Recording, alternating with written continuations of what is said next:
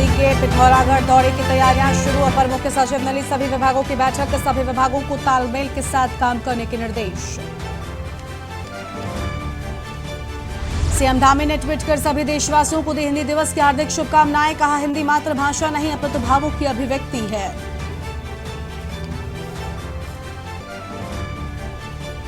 CM Dhami के जन्मदिन को युवा संकल्प दिवस के रूप में मनाएगी भाजपा। 16 सितंबर को मनाया जाएगा युवा संकल्प दिवस। धार्मिक और खेल कार्यक्रम होंगे आयोजित।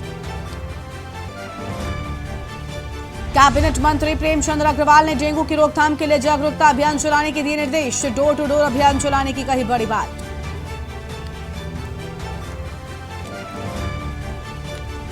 बद्रीनाथ धाम के मुख्य द्वार की दीवारों पर दिखी दरारें। प्रशासन ने जताई चिंता। एसआई ने शुरू किया मरम्मत कार्य। आज भी बिगड़ा रहेगा मौसम का मिजाज। मौसम विभाग ने दून समेत 6 जिलों में किया तेज बारिश का येलो अलर्ट जारी। आप देख रहे हैं के न्यूज, खबरों का सारथी।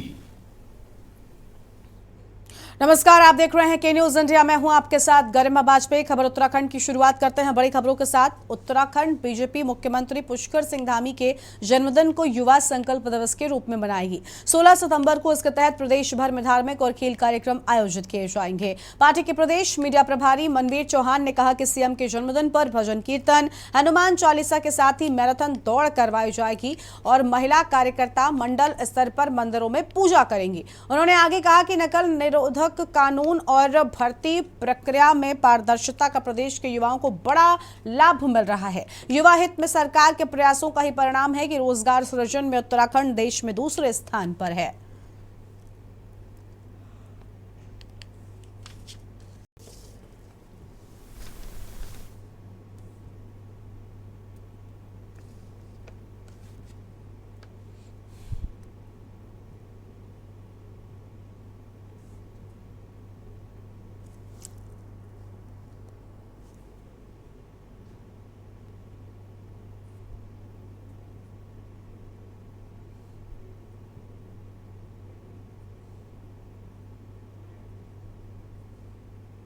भारतीय जनता पार्टी के द्वारा हमारे यशस्वी मुख्यमंत्री माननीय पुष्कर सिंह धामी जी के जन्म दिवस 16 सितंबर के शुभ अवसर पर इस दिन को प्रदेश के अंदर युवा संकल्प दिवस के रूप में मनाने जा रही है। और इस अवसर पर भारतीय जनता पार्टी युवा मोर्चे के द्वारा सभी जनपद मुख्यालयों में मैराथन दौड़ का आयोजन रखा गया है। और साथ ही महिला मोर्चे के द्वारा पूरे प्रदेश भर में मंदिरों में भजन कीर्तन और हनुमान चालीसा का पाठ आयोजन किया जाएगा।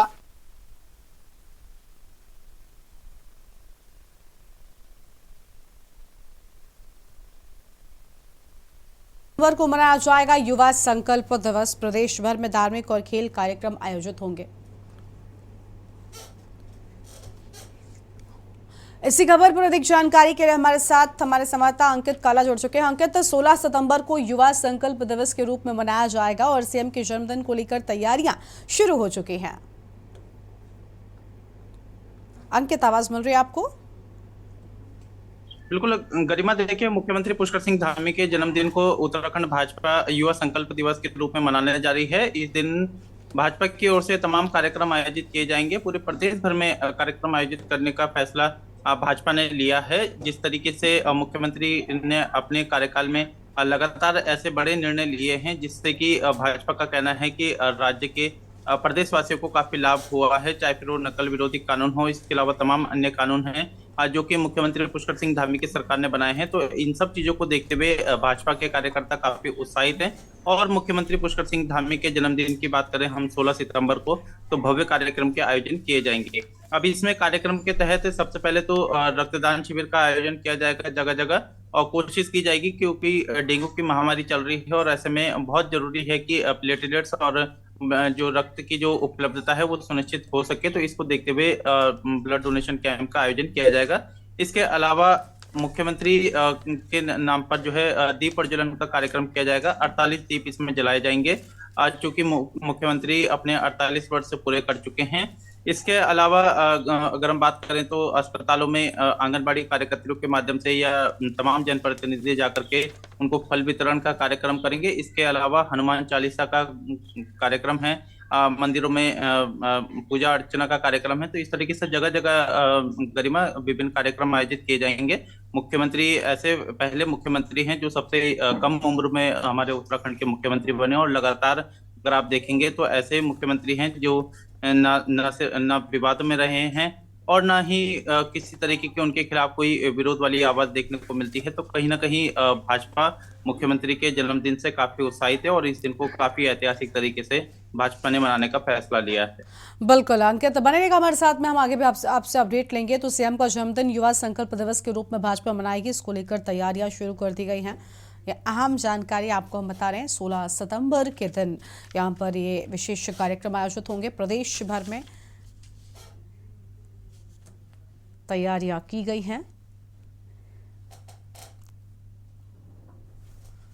तो 16 सितंबर को विशेष कार्यक्रमों का आयोजन किया गया है। प्रदेश भर में धार्मिक और खेल कार्यक्रम आयोजित होंगे और इस दिन को विशेष रूप से मनाए जाने की तैयारियां तेज हो गई हैं।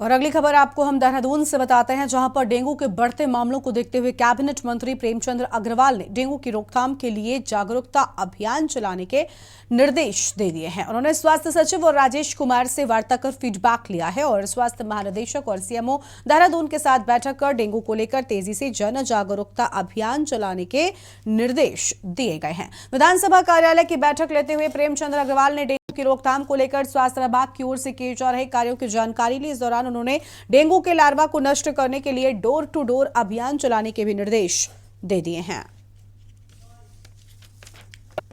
कि सरकार इसके लिए पूरी तरह से जागरूक है। आपके ऊपर क्या चार्ज है? राज्य में देखता हूँ, सर्विलेंस देखता हूँ, ये डेटा और नंबर्स और ये सब गाइडलाइंस वगैरह ये सब। ये जो आती है आपका किस टाइम रिपोर्ट आती है पूरे प्रदेश? सर हम 6:30-7 बजे तक कंपाइल कर लेते हैं, उसके बाद 7 बजे हम जारी करते हैं सर। 7 बजे क्लास करते हैं? जी सर, जी सर। तो ये डेली का रूटीन है? जी सर, डेली कर लेंगे। तो आज का कुछ आइडिया है? अभी नहीं आया सर, अभी बन जाएगा कंपाइल। पैसे वापस कराए। चालान में केमिस्ट में गया हूँ सर, इंद्रेश में गया हूँ, सीएमआई में गया हूँ। आपको अधिकार है ना जी, तो आप सप्लाई विजिट भी करिए जी। कि सरकार इसके लिए पूरी तरह से जागरूक है। आपके ऊपर क्या चार्ज है? राज्य में देखता हूँ, सर्विलेंस देखता हूँ, ये डेटा और नंबर्स और ये सब गाइडलाइंस वगैरह ये सब। ये जो आती है आपका किस टाइम रिपोर्ट आती है पूरे प्रदेश? सर हम 6:30-7 बजे तक कंपाइल कर लेते हैं, उसके। खबर है देहरादून से, जहां पर प्रधानमंत्री नरेंद्र मोदी के अक्टूबर में प्रस्तावित पिथौरागढ़ दौरे की तैयारी शुरू कर दी गई है। इस क्रम में अपर मुख्य सचिव राधा रतूड़ी ने सभी विभागों की बैठक कर आवश्यक दिशा निर्देश दिए हैं। सचिवालय में हुई बैठक में रतूड़ी ने कहा कि पीएम के दौरे की सफलता के लिए जिला प्रशासन, सेना, आईटीबीपी, बीआरओ, पुलिस और केंद्रीय संचार एजेंसियों के साथ ही सभी विभागों को तालमेल के साथ काम करना होगा। और एसीएस ने प्रस्तावित भ्रमण कार्यक्रम में जौलिंगकोंग और आगे की दुर्गम स्थलों में सौर ऊर्जा आपूर्ति के लिए ओरेडा व वीआईपी मूवमेंट के लिए परिवहन विभाग को पुख्ता इंतजाम करने के निर्देश दिए। उन्होंने कहा कि मुख्य सचिव जल्द पिथौरागढ़ का भ्रमण कर तैयारी परखेंगे।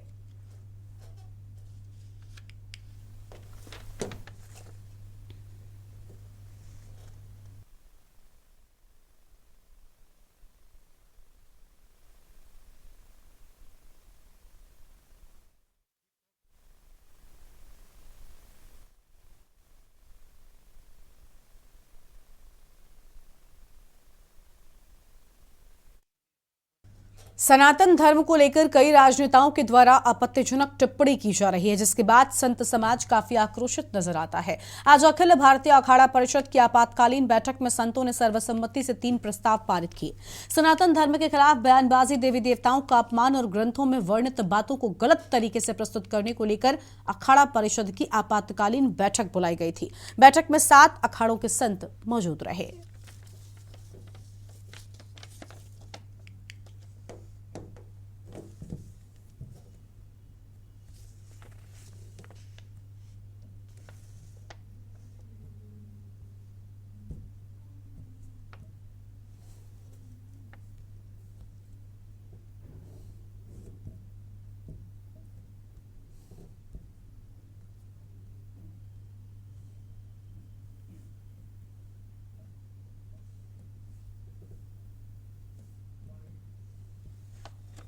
है कर्नाटक और केरल के मंत्रियों के द्वारा, तो उसकी निंदा का प्रस्ताव हम लोगों ने रखा है।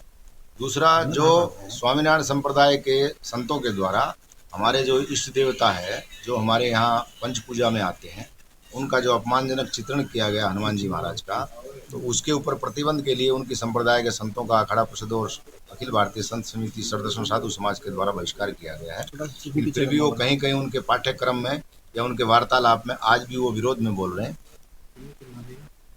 कई बार देवी देवताओं को अपमानित करने की ये कोशिश करते हैं, कई बार वैदिक सनातन के हमारे जो ग्रंथ हैं उन ग्रंथों को अपमानित करने की कोशिश करते हैं। एक बहुत बड़ा षड्यंत्र इस राष्ट्र में चल रहा है।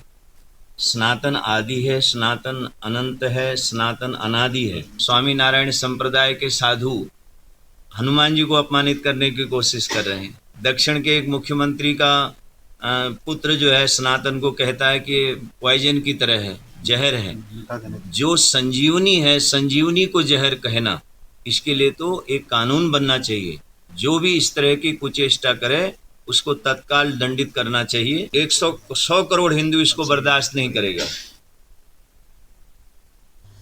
उत्तराखंड सरकार लोकसभा चुनाव से पहले बेरोजगार युवाओं को रोजगार देने की कवायद में जुट गई है। सरकार ने एक तरफ जहां सर्विस सेक्टर की नई पॉलिसी को मंजूरी दे दी, इसके जरिए उत्तराखंड में 20 लाख रोजगार के अवसर बढ़ाने और 10 लाख श्रमिकों के कौशल विकास का लक्ष्य रखा गया है। तो वहीं दूसरी ओर सरकार ने दिसंबर में प्रस्तावित इन्वेस्टर समिट की तैयारियां भी तेज कर दी है। सरकार को उम्मीद है कि इस समिट से 2.5 लाख करोड़ से ज्यादा का निवेश राज्य में आएगा, जिससे युवाओं को रोजगार मिलेगा और राज्य विकास की ओर आगे बढ़ेगा। ये रिपोर्ट देखिए।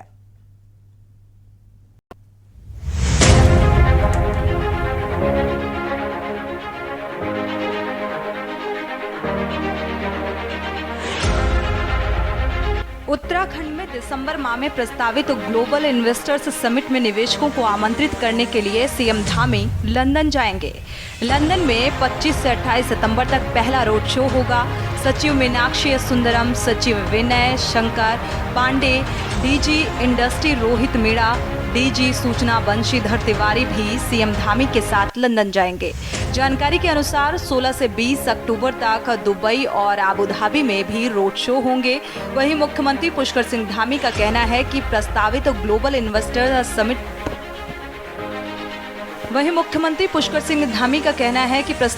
ग्लोबल इन्वेस्टर्स समिट के लिए प्रदेश सरकार ने करीब 2.5 लाख करोड़ रुपए के निवेश का लक्ष्य रखा है और इसे हासिल करने के लिए समिट से पहले लगभग 25,000 करोड़ के निवेश को धरातल पर उतारने की प्रक्रिया पूरी की जाएगी।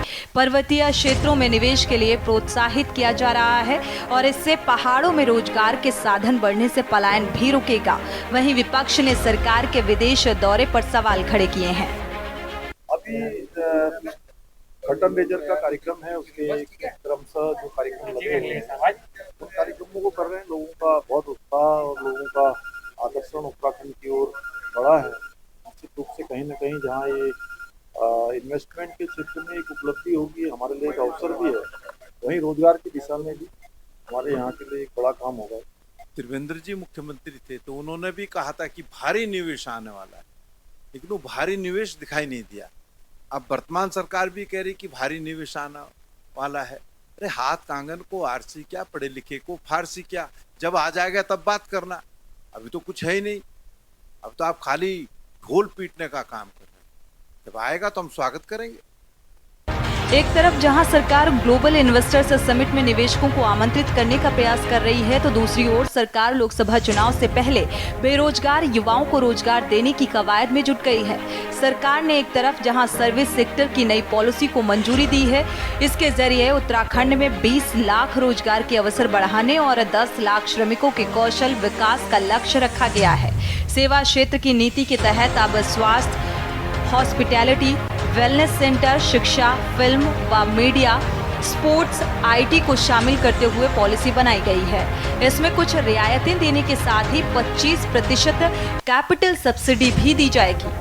सेवा क्षेत्र को लेकर के एक नया पॉलिसी लाया गया है। इससे पहले हमारे सेवा क्षेत्र में कोई पॉलिसी नहीं थी। तो इस पॉलिसी में सेवा क्षेत्र के अंदर जो सेक्टर्स इंक्लूड किए गए हैं, एक तो स्वास्थ्य का सेक्टर रहेगा, हॉस्पिटैलिटी में होटल और कन्वेंशन सेंटर रहेंगे, और वेलनेस और ट्रेडिशनल मेडिसिन को लेकर के Ayurveda, yoga centre, wellness resorts ये इंक्लूड रहेंगे।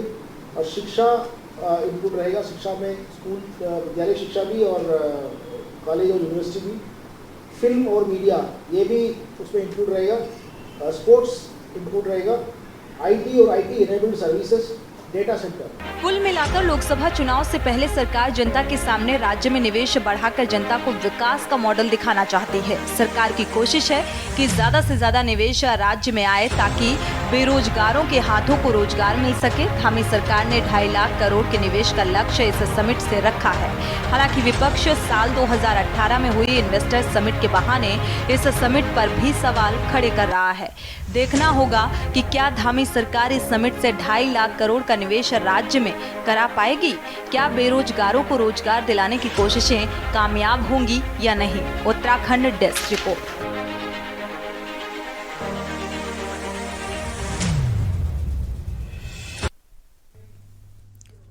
और एक ब्रेक के लिए यहाँ पर रुकते हैं, जो लौटेंगे। आप देख रहे हैं के न्यूज, खबरों का सारथी। नारकोटिक्स टास्क फोर्स की नशा तस्करी के खिलाफ जबरदस्त स्ट्राइक। देहरादून में ड्रग पेडलरों को नशा उपलब्ध कराने वाले ड्रग डीलर्स को गिरफ्तार कर लिया गया है। पकड़े गए नशा तस्कर से 550 ग्राम स्मैक बरामद हुई है। दरअसल कल देर रात एंटी नारकोटिक्स फोर्स ने अमित कुमार पाल नाम के व्यक्ति को 550 ग्राम स्मैक के साथ हरिद्वार के श्यामपुर थाना क्षेत्र से गिरफ्तार किया गया। अमित कुमार का पूर्व में भी आपराधिक इतिहास रहा है, जिसमें अभियुक्त NDPS एक्ट में 2 बार जेल भी जा चुका है। वहीं स्टाफ SSP आयुष अग्रवाल ने जानकारी देते हुए कहा कि एंटी नारकोटिक्स टास्क फोर्स द्वारा लगातार नशा तस्करों के विरुद्ध कार्रवाई की जा रही है। इसी क्रम में इस साल करीब 42 बड़े नशा तस्करों को गिरफ्तार किया जा चुका है, जिनके पास से 2 करोड़ 52 लाख रुपए की अवैध ड्रग्स बरामद की जा चुकी है।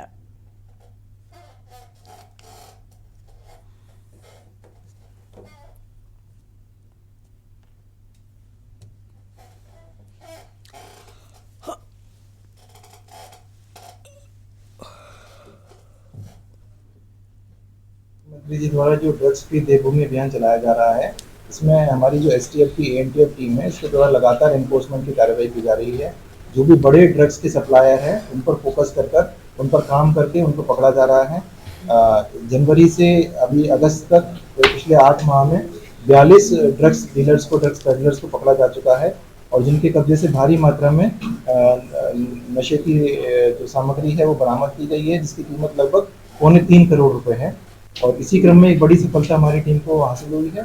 एक ड्रग तस्कर को पकड़ा गया है, जिसके कब्जे से 550 ग्राम स्मैक बरामद हुई है, जिसकी अनुमानित कीमत लगभग 55 लाख रुपए है। और ये जो रहने वाला मूल रूप से देहरादून का है और ये बरेली से लेकर आ रहा था ड्रग्स को।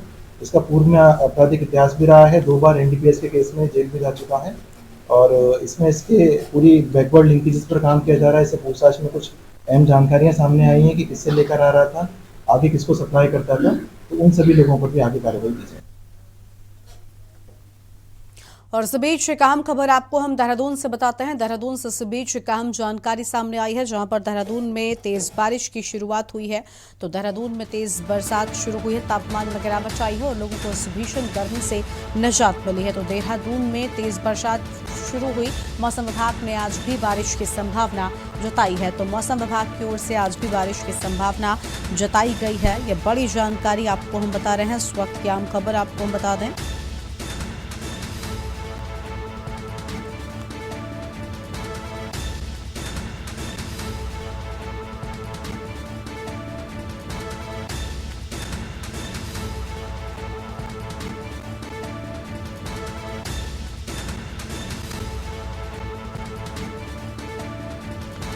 तो यह अहम जानकारी आपको हम बता दें।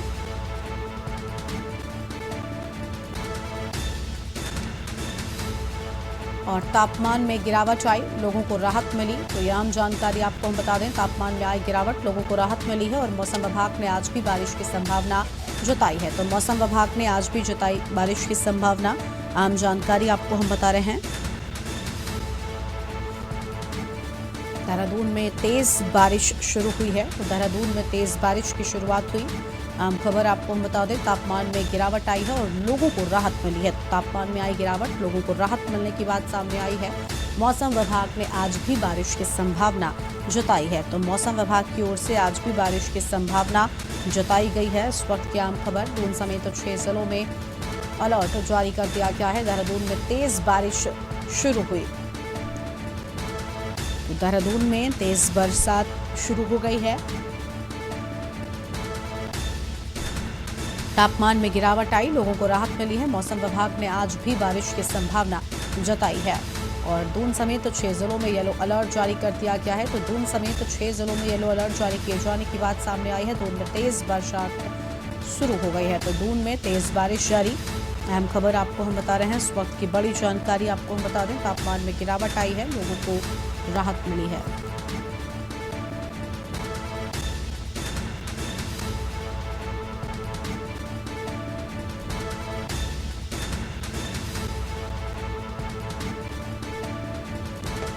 देहरादून में तेज बारिश शुरू हुई है। यह अहम खबर आपको हम बता दें, देहरादून में तेज बरसात की शुरुआत हुई।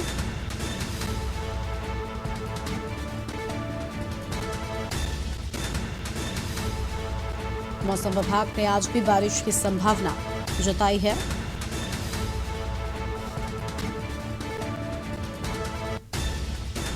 तो मौसम विभाग की ओर से संभावना जताई गई है।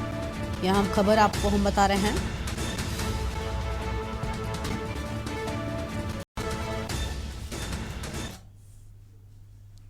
और उत्तराखंड में आयुष्मान भव अभियान का शुभारंभ आज से हो गया है। देहरादून में स्थित उत्तराखंड राजभवन में कार्यक्रम का आयोजन किया गया था और कार्यक्रम में राज्यपाल लेफ्टिनेंट जनरल सोनी गुरमीत सिंह, मुख्यमंत्री पुष्कर सिंह धामी, स्वास्थ्य मंत्री डॉक्टर धन सिंह रावत उपस्थित रहे हैं। वहीं स्वास्थ्य मंत्री डॉक्टर धन सिंह रावत ने बताया कि इस अभियान के तहत 17 सितंबर से 2 अक्टूबर तक सेवा पखवाड़ा देश भर में आयोजित किया जाएगा। हर ग्राम सभा और हर वार्ड में लोगों के आयुष्मान कार्ड बनाए जाएंगे। सभी लोगों की जांच की जाएगी। इसके साथ ही ब्लड डोनेशन कैंप भी आयोजित किए जाएंगे और 2 अक्टूबर को प्रत्येक ग्राम सभा में स्वच्छता अभियान भी चलाया जाएगा।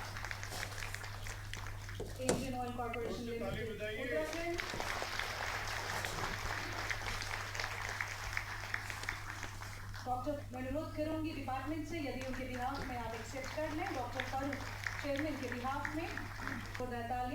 देखिए, सबसे पहले तो मैं देश के प्रधानमंत्री जी का और स्वास्थ्य मंत्री जी का तहे दिल से आभार व्यक्त करना चाहता हूँ कि 17 तारीख से और 2 अक्टूबर तक एक सेवा पखवाड़ा पूरे देश में आयोजित किया जा रहा है, जिसका आज शुभारंभ महामहिम राष्ट्रपति जी ने किया है। हमारे प्रदेश में यहाँ के राज्यपाल जी ने किया है। इस सतारगंज सामुदायिक स्वास्थ्य केंद्र में आयुष्मान भव कार्यक्रम का शुभारंभ किया गया। उपजिलाधिकारी तुषार सैनी, ब्लॉक प्रमुख कमलजीत कौर और विधायक प्रतिनिधि उमाशंकर दुबे ने संयुक्त रूप से कार्यक्रम का उद्घाटन किया है। स्वास्थ्य केंद्र के चिकित्सा अधीक्षक डॉक्टर अभिलाषा पांडे ने कहा कि इस कार्यक्रम के तहत 5 साल से अधिक के सभी बच्चों और अन्य के आयुष्मान कार्ड बनाए जाएंगे। इसके साथ ही सीएचसी स्तर व ग्राम स्तर पर स्वास्थ्य मेला लगाकर रोगियों की जांच व टेस्ट किए जाएंगे। एसडीएम ने कहा कि इस योजना के तहत लोगों को अधिक स्वास्थ्य सुविधाएं मिलेंगी और सीएचसी में ही हेल्थ कार्ड बन जाएंगे। घर घर जाकर प्रधानमंत्री जन आरोग्य योजना के तहत छूटे हुए लाभार्थियों को आयुष्मान कार्ड उपलब्ध कराया जाएगा। द्वारा चलाया गया नया इनिशिएटिव, इसमें हर घर 5 वर्ष से ऊपर जितने भी व्यक्ति परिवार सदस्य हैं, सबका आयुष्मान कार्ड सरकारी संस्थान द्वारा सीएससी प्लस हमारे जो हेल्थ एंड वेलनेस सेंटर है वहाँ पे बनवाया जाएगा। प्लस सप्ताह में एक दिन सीएससी लेवल पे, डिस्ट्रिक्ट लेवल पे स्वास्थ्य मेला चलाया जाएगा।